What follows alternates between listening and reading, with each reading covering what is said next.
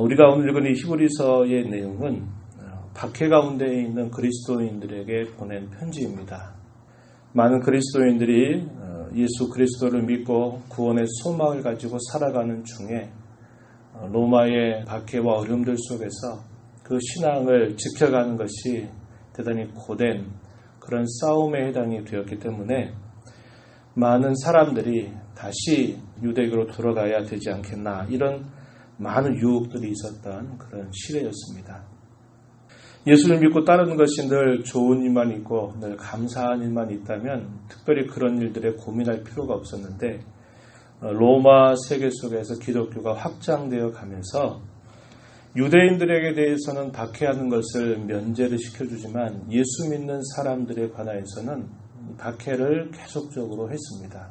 그러다 보니까 이 믿음을 가지고 산다고 하는 것이 만만치 않다는 것을 발견하게 되고, 또 예수를 믿는 사람들 가운데 그 믿음 때문에 죽임을 당하게 되는 그런 일들도 벌어지게 되면서 그들의 신앙이 시험대 위에 올라서 있는 그런 상황이었다 하는 것입니다. 그래서 고난과 박해 가운데서도 그들이 믿고 있는 주 예수 그리스도가 얼마나 위대하고 얼마나 뛰어난 분이신가, 그것을 말씀하고 그들이 받았던 믿음의 도리를 끝까지 잘 지켜갈 것을 격려하기 위해서 이 말씀을 주고 있습니다. 그래서 이 히브리서는 구약 신앙과 더불어서 예수 그리스도와의 관계가 어떠한가 하는 것들을 대단히 강조하면서 설명합니다. 구약 율법에 관한 올바른 해석의 바탕이 되는 것이 이 히브리서라, 이렇게 볼 수 있습니다. 그래서 구약과 신약의 관계가 어떠한가 하는 것을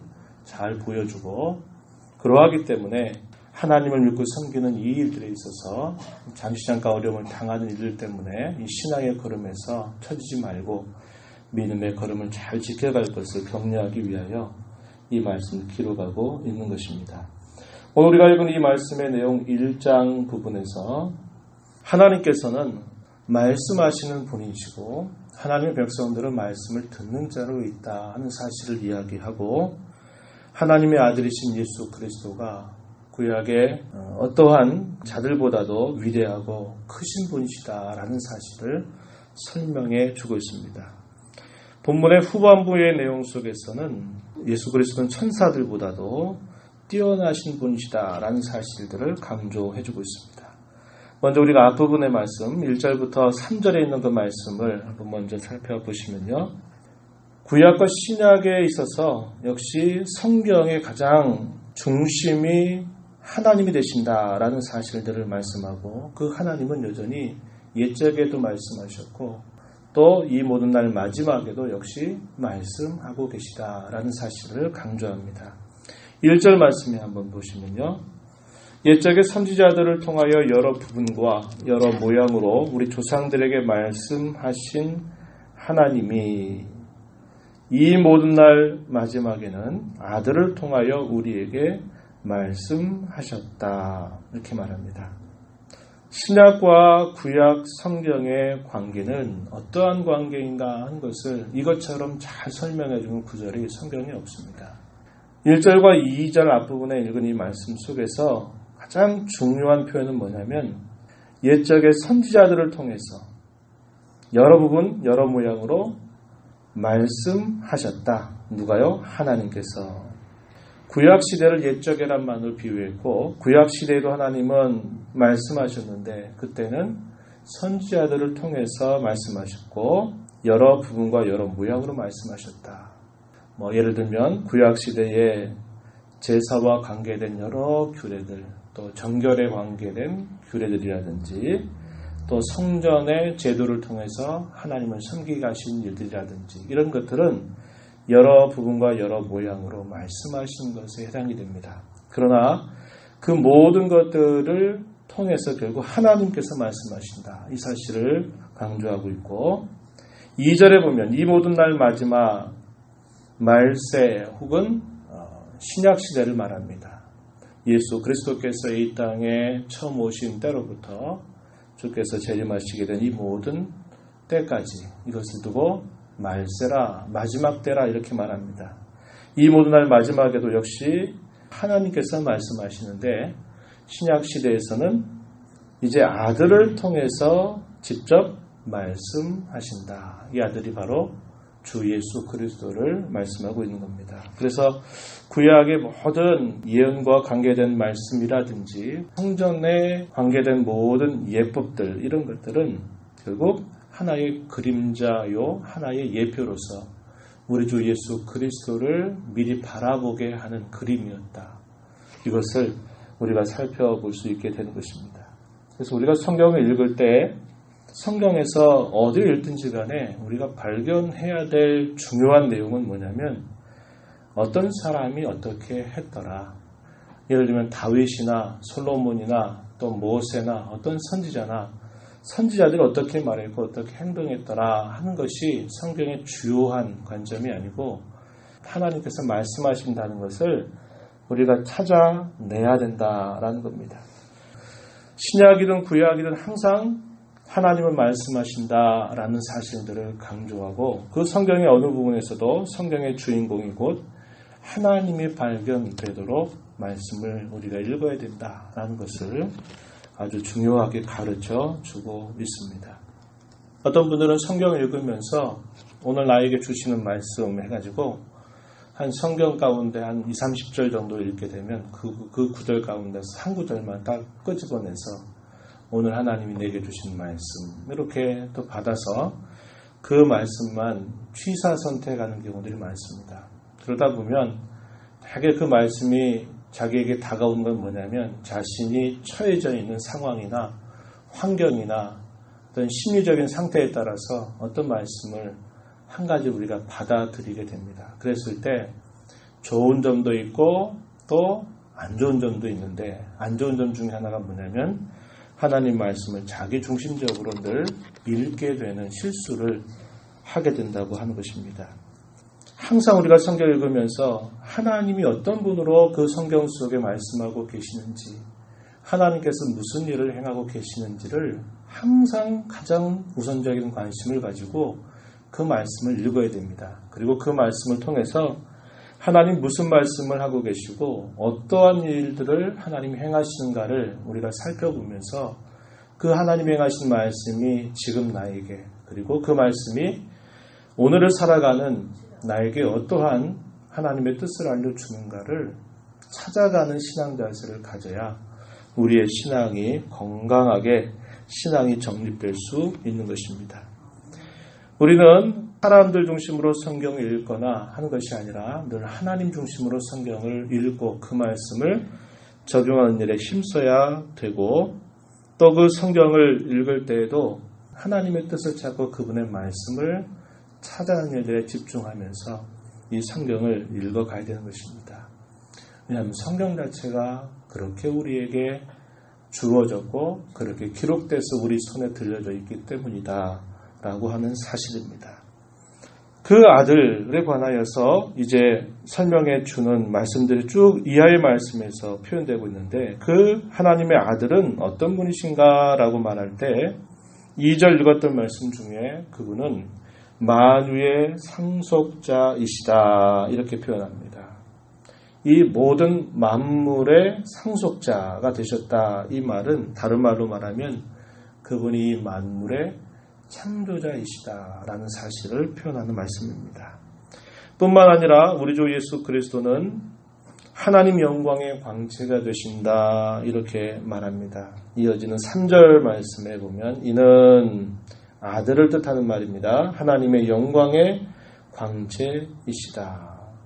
또한 그 본체 형상이시다. 이 본체 형상이란 말은 성부 하나님을 나타내 주시는 역할을 한다. 그래서 이 본체 형상이다 라는 말을 씁니다. 이 표현이 쉬운 표현은 아니에요. 그런데 우리가 요한복음을 통해 살펴본 것처럼 이 땅에 오신 우리 주 예수 그리스도를 통해서 하나님, 성부 하나님 우리에게 나타내셨다라는 말씀을 우리가 기억합니다. 그래서 여기 예수 그리스도에 관하여서 설명해 주시기를 만유의 상속자이시고 그분은 하나님 영광의 광채가 되시고 그 본체 형상이 되신다 이렇게 말하고요. 그분께서 하신 일에 관하여서는 이렇게 간략하게 요약합니다. 2절 이어지는 말씀을 보니까 모든 세상을 지으신 분이다. 그래서 창조자이시다라고 이렇게 말씀하고요. 또 이어지는 말씀 3절에서 보면요. 그분은 능력의 말씀으로 만물을 붙드시고 계시다. 만물을 붙드신다. 이 말은 다른 말로 하나님은 섭리하고 계신다. 이렇게 표현하는 말씀입니다.